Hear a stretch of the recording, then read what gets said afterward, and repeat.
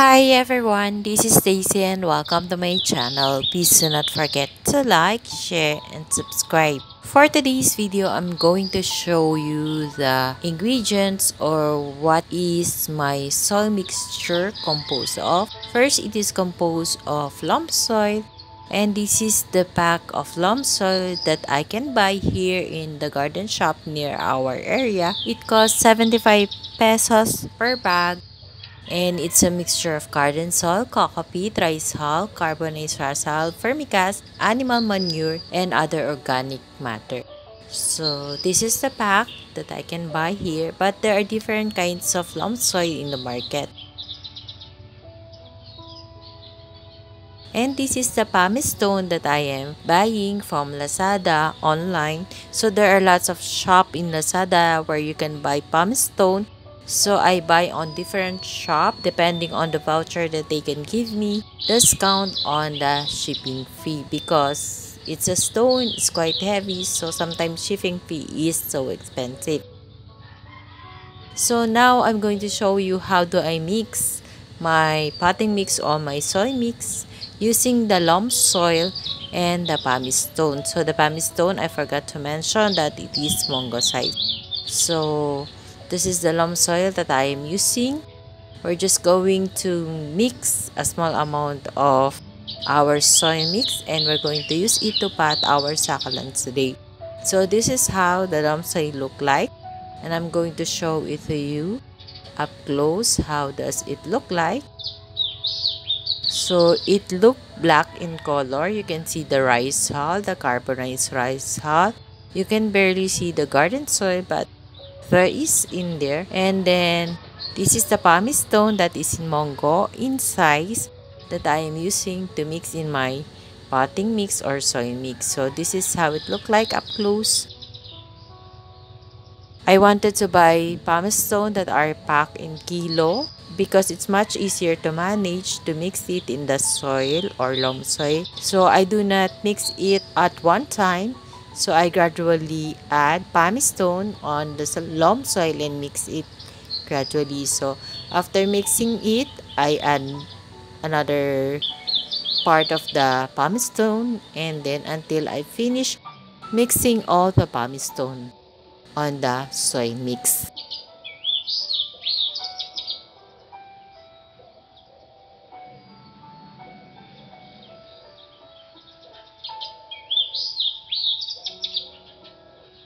So the basin is small, so it's hard for me to mix.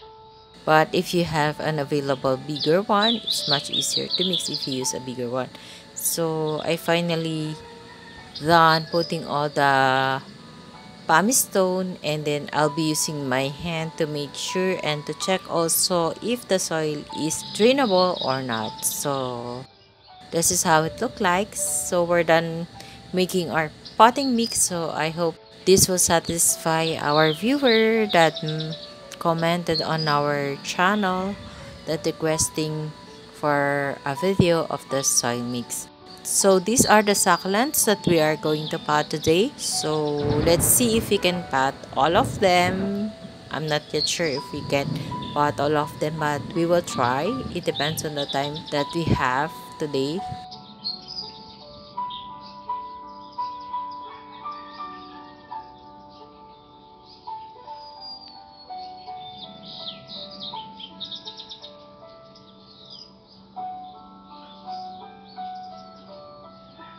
So for today's video, I'm also going to give you some general tips on how do I pot my newly bought succulents. So I bought these succulents from a Benguet seller, Susan Cactolents. You can check her FB page.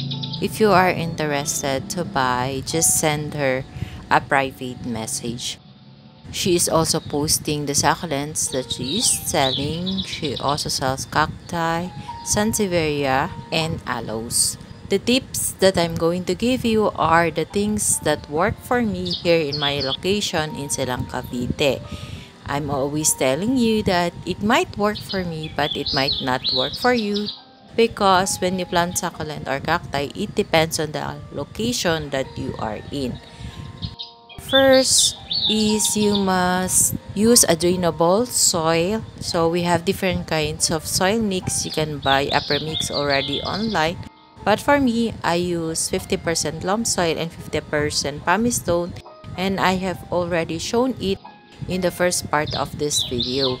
The second one is that I do not use wet or moist soil mix. I always use dry soil mix whenever I pot a newly bought succulent and even when I do repotting. Third is that I always put osmocote a little bit only to promote more root growth on the succulents and to make it more healthy since they are newly potted. Osmocote is a slow release fertilizer. I have been using this for more than 3 years already in my plants here in my garden, succulents, cacti, plant house, or ornamental plants, and even in my orchid. Then the next one is before we pot the succulents, we need to assess if there are pests, dried leaves, or mushy leaves. If there are pests, I usually spray alcohol on them and then pot it also on the same day. When there are mushy leaves, I do the same things. I remove all the mushy leaves and spray alcohol just to make sure that there are no bacteria left by the water that comes out from the mushy leaves. And when it comes with dried leaves, all you have to do is remove it because when you pot a succulent, sometimes it's hard to remove the dried leaves already. And so that we will not also disturb the succulents in producing roots. And if ever you saw a stem rot on the succulent that you are going to pot, you must cut the rotten part. And what I always do when I cut them, I dip the stem of the succulent that I cut to the cinnamon powder because the cinnamon powder will help to dry out the stem fast and it will also prevent from the bacteria from going in.